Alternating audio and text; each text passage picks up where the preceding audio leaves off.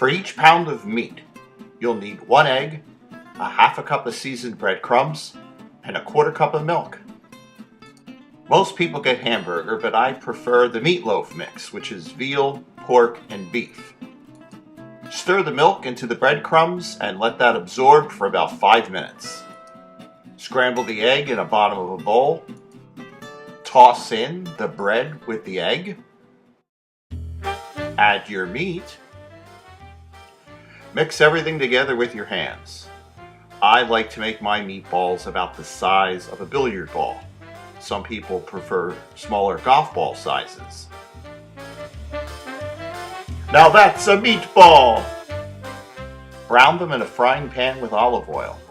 Now some people like to brown them in the oven, but you do not get the taste of the olive oil that way. After they're brown, you want to toss them in some sauce or gravy and let them cook a little more, and then serve or cool and freeze and save for later. Thank you very much for watching. Make sure you like, comment, and share.